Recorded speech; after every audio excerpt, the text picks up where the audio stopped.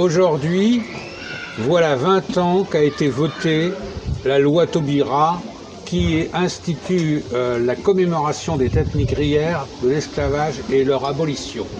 Cette loi a fait l'objet d'un décret présidentiel qui a fixé ce jour au 10 mai. Et aujourd'hui, nous sommes le 10 mai 2021 et nous venons ce matin à Amiens, au Square Aimé Césaire, de fêter cet événement qui doit nous rappeler d'où certaines de nos populations viennent et ce qu'elles ont dû subir pendant des siècles avant de devenir françaises.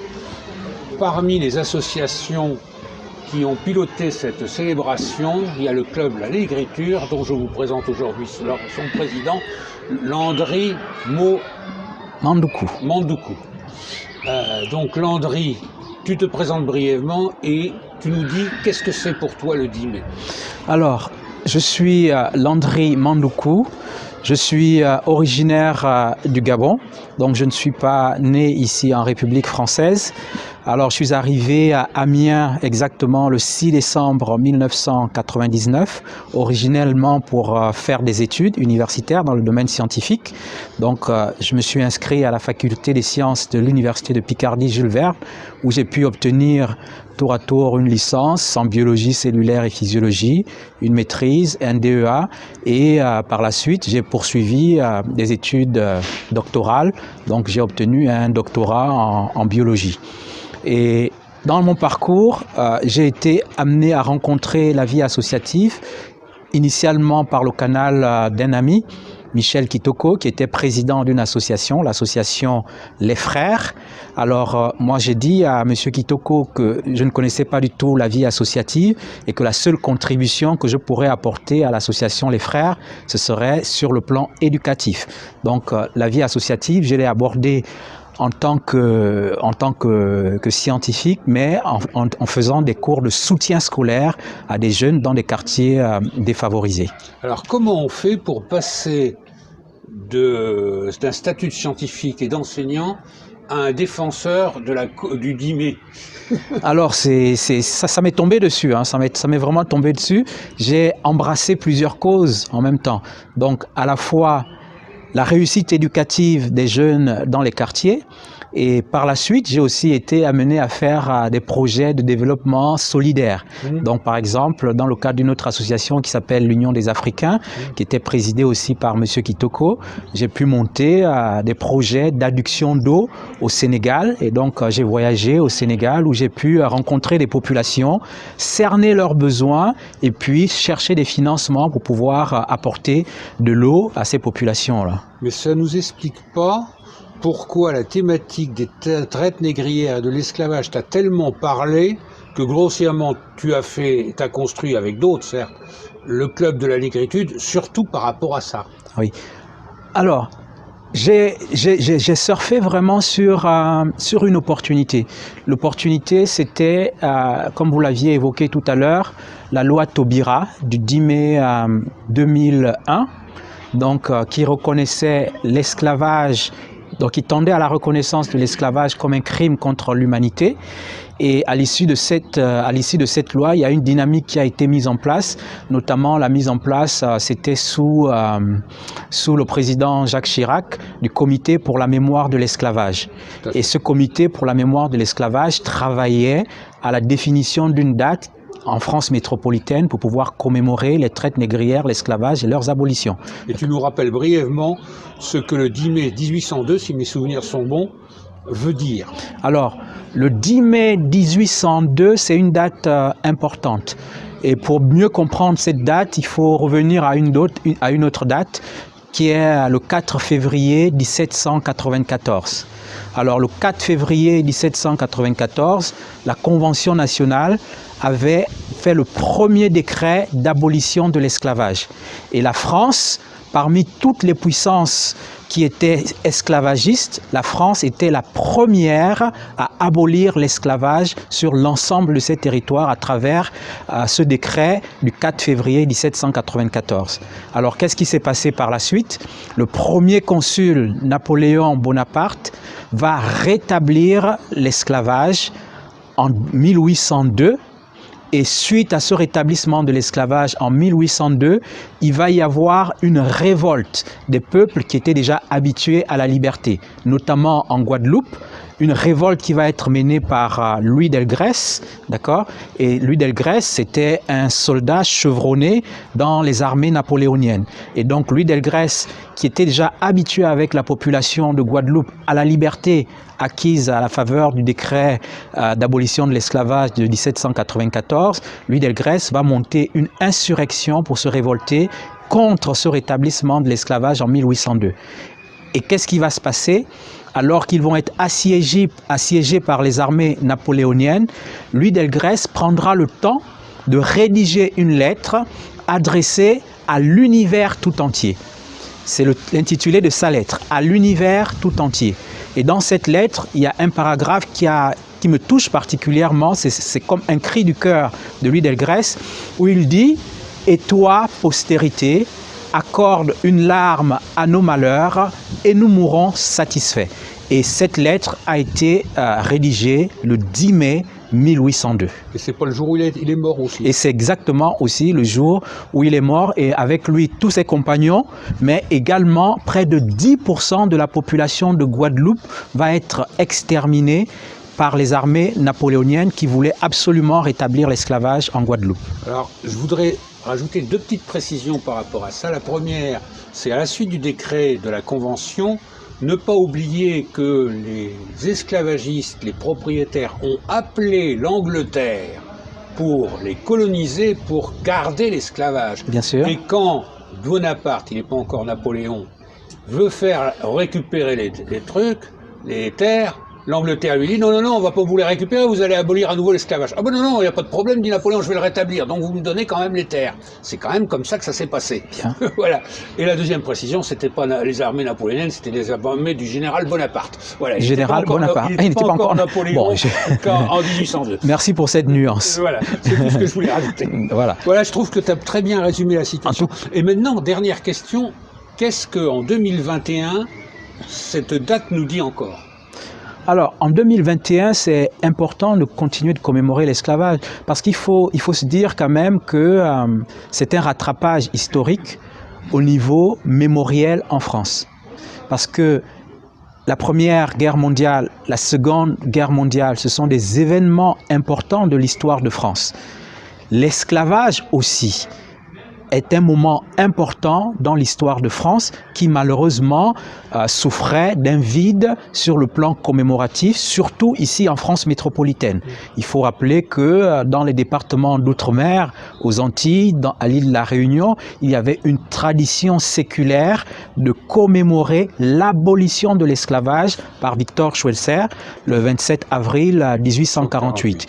Par contre, en France métropolitaine, il n'y avait aucun acte symbolique de commémoration pour pouvoir au moins communier avec les peuples d'outre-mer. Et donc, jusqu'aujourd'hui, en 2021, c'est important de faire cette unité nationale-là, ce consensus national autour de l'histoire de France, autour de l'histoire aussi de certains fils de la République. Parce que les Antillais, il ne faut pas les confiner au département d'outre-mer. Ils sont intégrés au sein de la République et c'est aussi important de raconter leur histoire. Et raconter leur histoire, ça passe aussi par une mémoire, un souvenir, une commémoration, surtout que ça a été une page quand même assez douloureuse dans l'histoire des peuples antillais. Là, nous venons de vous présenter le 10 mai, ce que ça représente pour quelqu'un venu d'Afrique, mais voire aussi quelqu'un venu des Antilles, dont les ancêtres ont été esclaves.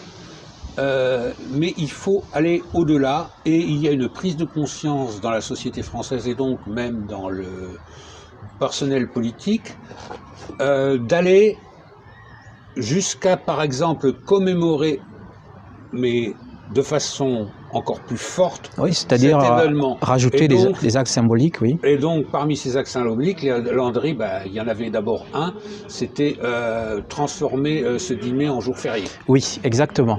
Alors, l'histoire de transformer la journée nationale de commémoration de l'esclavage en 10 mai prend quand même source sur une histoire encore plus ancienne qui a commencé à l'époque de François Mitterrand. Parce qu'à l'époque de François Mitterrand, Aimé Césaire était monté au perchoir pour que les commémorations, il y a 5 dates de commémoration en Outre-mer, et que ces 5 dates de commémoration en Outre-mer qui étaient officieuses deviennent officielles, ça c'était en 1983, et en plus de devenir officielles, que ces dates devaient devenir aussi des jours fériés. D'accord?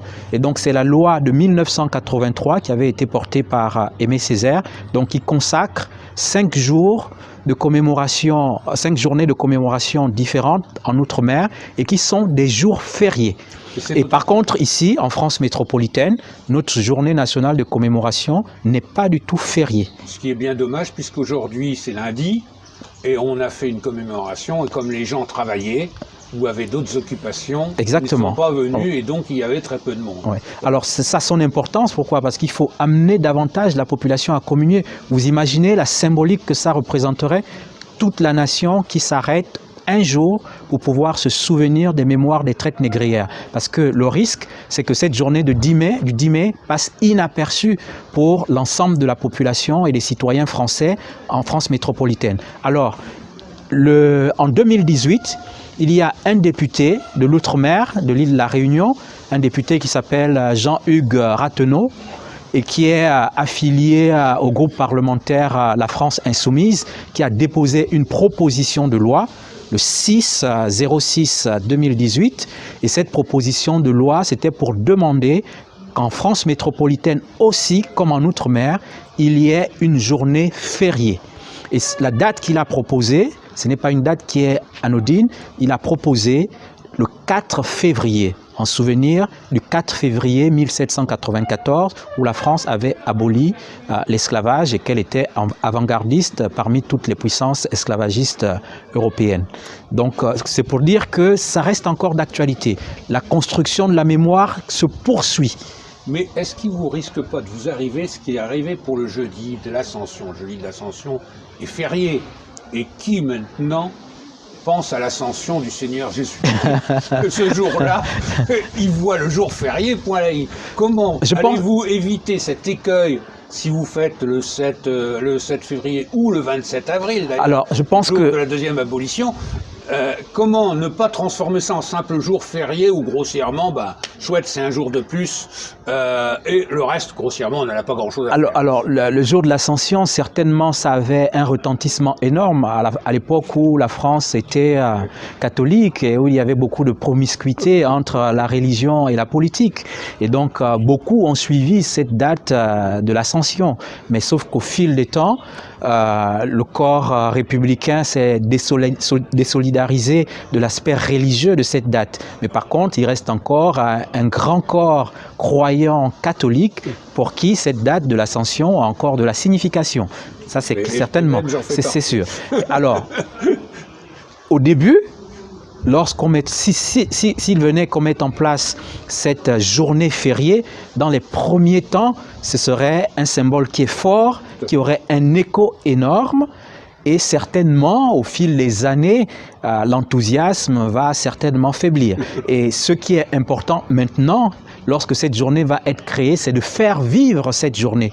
Pour faire vivre cette journée, il n'y a pas d'autre secret. Non seulement que l'État puisse faire des prises de parole fortes, comme le 14 juillet, où le président fait une prise de parole forte adressée à la communauté nationale, et à l'occasion du 10 mai, à l'occasion de cette journée fériée, si c'est le 4 février, comme l'a proposé le député de l'île de la Réunion, il faudra que le président de la République, dans son envergure, puisse faire une prise de parole forte, une adresse à la nation, et ça continuerait de maintenir le sens de cette journée.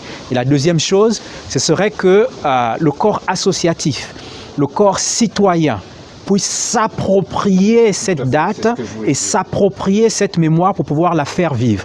La faire vivre pas seulement le jour de la journée fériée, mais la faire vivre bien en amont, c'est-à-dire une semaine, voire 2 semaines, voire 1 mois, à travers des actions, à travers des lectures de textes, des écritures de textes, à travers des conférences, débats, à travers des festivals. Ce sont autant de choses qui pourraient faire que cette journée ne puisse pas s'affaiblir dans son importance dans le temps. Donc tout dépend de la mobilisation citoyenne qu'il y aura derrière. Il ne faut pas oublier que si nous commémorons aujourd'hui l'esclavage, c'est parce qu'il y a eu une mobilisation citoyenne et laquelle mobilisation citoyenne a été entendue par les hommes politiques pour déboucher sur cette journée commémorative. Je pense qu'il en sera de même pour continuer de faire vivre ce jour férié quand il naîtra.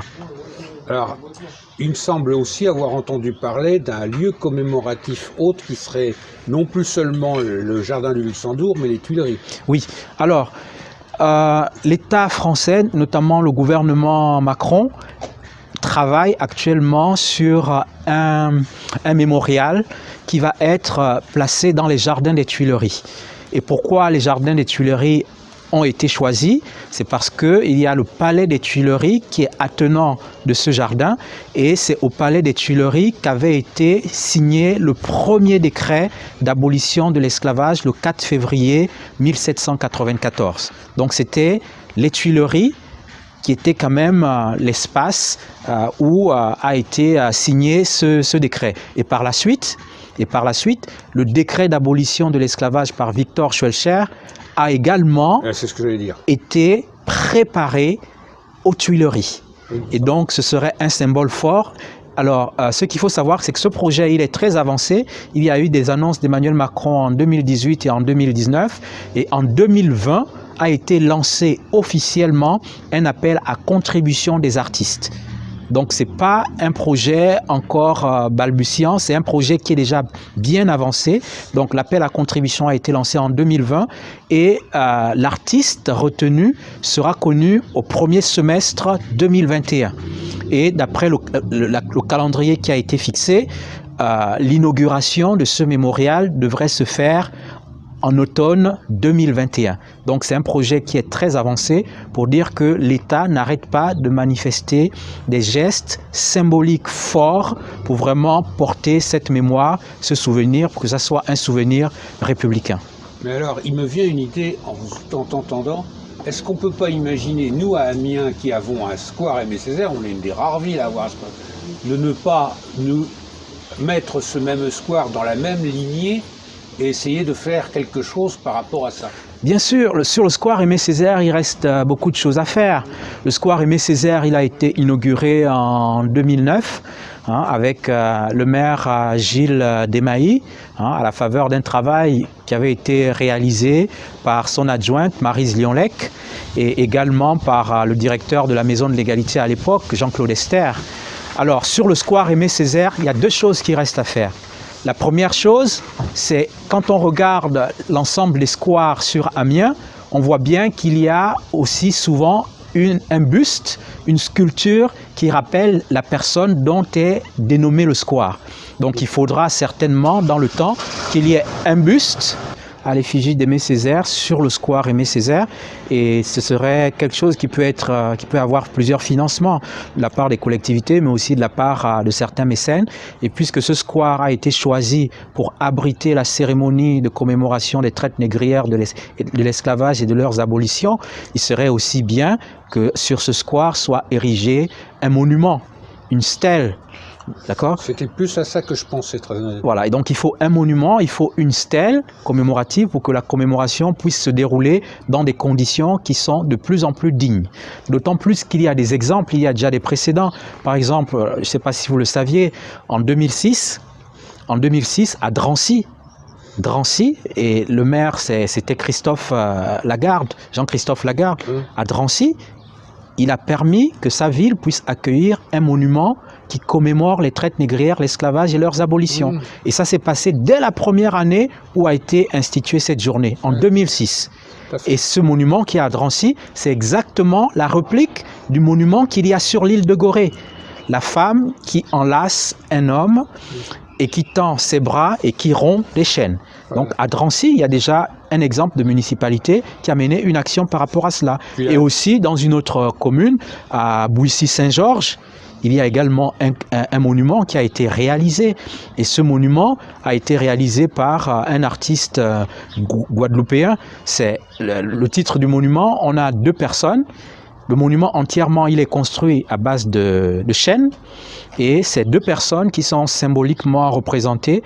Il y a un qu'on appelle le soutenant et l'autre qu'on appelle le soutenu. Ah oui, d'accord. Et le titre sur ce monument, c'est encore loin, avec 3 types de ponctuation. Donc on voit bien qu'il y a des municipalités qui se sont emparées de cette journée, de cette mémoire, et qui ont marqué par la réalisation d'un monument.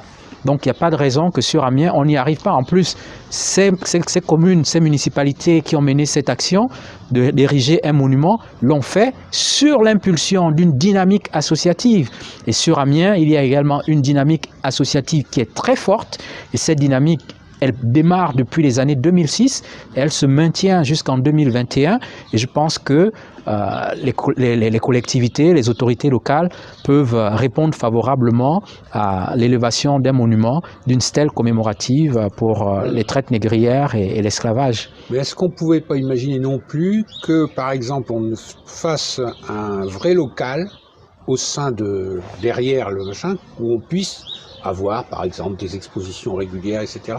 Moi, j'avais pensé aussi même, pourquoi pas se servir de la date anniversaire de la mort d'Aimé Césaire pour faire, ne serait-ce que régulièrement, un hommage à ce poète quand même, qui fait partie de notre culture française, voilà, dont les textes sont parfois admirables et peu connus, voilà. C'était une occasion aussi. Oui, je pense que c'est très important. Ça veut dire qu'on ne se situe plus sur une action ponctuelle. Ce sont des actions qui peuvent être menées de façon continue sur une année. Et ce sont des actions qui peuvent aussi attirer un public scolaire, les collégiens comme les lycéens, à la fois pour initier ces jeunes-là à un type de littérature, à un type d'auteur. C'est un auteur quand même qui est un grand classique au niveau de la littérature française. Un auteur de l'outre-mer, certes, mais un auteur qui est un grand classique de la littérature française. Je pense qu'il y a une possibilité de travailler là-dessus et aussi sur la mémoire de l'esclavage. Travailler avec des enseignants, je pense que ça a déjà été fait. Il y a Josué Mavwemba qui a travaillé avec des écoles, avec des collèges.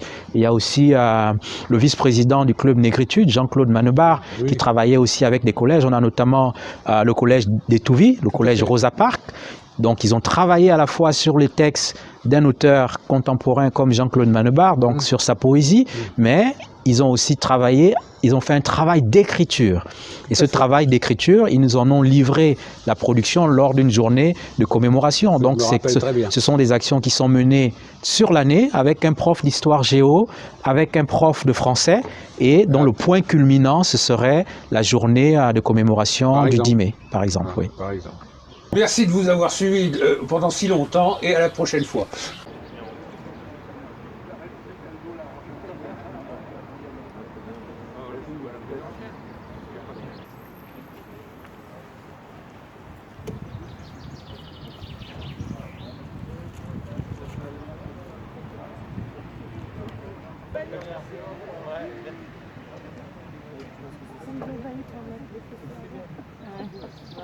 Elle avait un peu décroché.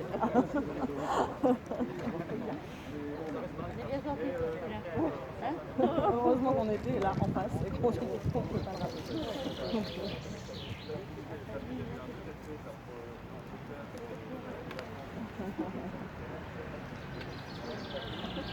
là.